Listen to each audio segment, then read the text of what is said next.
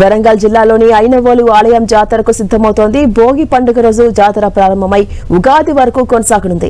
ఈ జాతరకు తెలంగాణలోని వివిధ రాష్ట్రాల నుంచి భక్తులు తరలివస్తారు. మరోవైపు మేడారం జాతరకు వెళ్లిన భక్తులు తిరుగు ప్రయాణంలో ఐనవోలు మల్లన్న స్వామిని దర్శించుకుంటారు. భక్తుల రద్దీ దృష్ట్యా ఆలయ అధికారులు ప్రత్యేక ఏర్పాట్లు చేశారు. వర్ధన్నపేట ఎమ్మెల్యే నాగరాజు జాతర ఏర్పాట్లను స్వయంగా పర్యవేక్షిస్తున్నారు.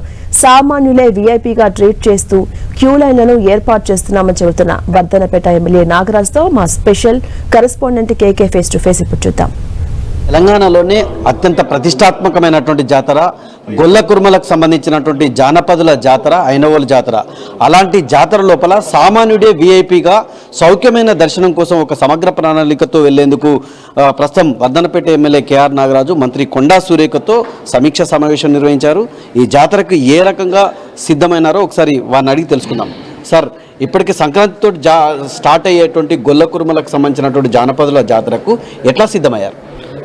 మా యొక్క ముఖ్యమంత్రి గారి ఆదేశాల అనుసారంగా అలాగే భక్తులకు ఎలాంటి అసౌకర్యం కలగకుండా ఆల్రెడీ 35 కాటేజెస్ ఉన్నాయి. ఇంకా 15 కాటేజెస్ కూడా త్వరలోనే ఓపెనింగ్ అవుతాయి.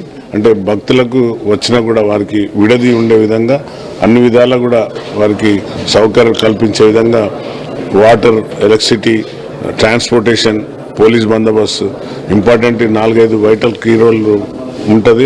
సో ఎంతమంది ఈ జాతరకు వస్తారని అంచనా వేస్తున్నారు? శాఖలను అన్నింటినీ కూడా ఏ రకంగా సమన్వయం చేస్తున్నారు? సో ఈసారి ఇంకా అధికంగా వచ్చే తాకిడి ఉంటుంది. ఎందుకంటే ఇది ఇప్పుడు మనకు మేడారం జాతర కూడా ఉంది కాబట్టి మేడారానికి వచ్చే భక్తులు ప్రతి ఒక్కరు కూడా ఈ మల్లన్న దర్శించుకొని మొక్కులు చెల్లించుకొని, ముఖ్యంగా అక్కడ పట్నాలు అనేది ప్రధాన పాత్ర. పట్నాలు వేయించుకొని వాళ్ళు గొర్రెల కుర్మలు ఎవరైతే ఉన్నారో అత్యంత హైదరాబాద్ నుండి ఎక్కువ వస్తారు. వాళ్ళు అంతర్జాతీయ కాలం నాటిది కాబట్టి దీన్ని ఈ హిస్టారికల్గా తర్వాత టూరిజం కింద కూడా చేయాలని నేను మా యొక్క మంత్రివర్యులైన జూపల్లి కృష్ణారావు గారు కూడా రిక్వెస్ట్ చేయడం జరిగింది. వారిని కూడా ఆహ్వానించుకొని కాటేజెస్ కట్టి పర్మనెంట్గా ఒక శాశ్వతమైన నిర్మాణాలు చేపట్టి వచ్చే భక్తులకు ఎలాంటి అవసరకాలు కలగకుండా ఉండే విధంగా ఏర్పాటు చేస్తున్నాం. సో ఇసుక వేస్తే రాలనంత జనం వస్తారు. సామాన్యుడికే పెద్దపీట వేస్తూ సామాన్యుడిని వీఐపీగా ట్రీట్ చేస్తూ టాప్ ప్రయారిటీ ఇస్తున్నారు. ఆ దర్శనంలో సామాన్యుడిని ఏ రకంగా వీఐపీగా ట్రీట్ చేస్తారు? సామాన్యుల లైన్ అనేది ఎప్పటికీ అన్బ్రేకబుల్గా అంటే కంటిన్యూషన్ ఉంటుంది. అందుకనే గత లాస్ట్ ఇయర్లో విఐపి అని అందరు చాలామంది పేర్లు చెప్పుకొని వస్తున్నారనే ఉద్దేశంగా నేను సమీక్ష చేసి మా కమిటీతోని కూర్చొని ప్రతి ఫర్ హెడ్ 500 రూపాయల చొప్పున ఒకటి టికెట్ పెట్టడం జరిగింది. దాని మీద నా పైన కొంతమంది విమర్శలు కూడా చేసిండ్రు కొన్ని హిందూ సంఘాలు.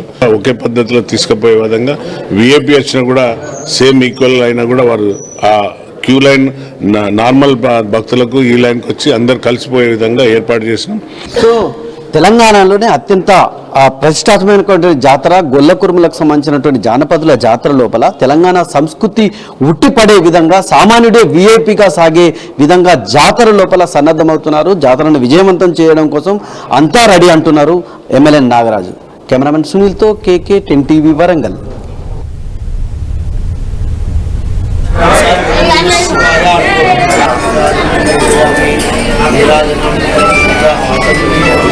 Gracias.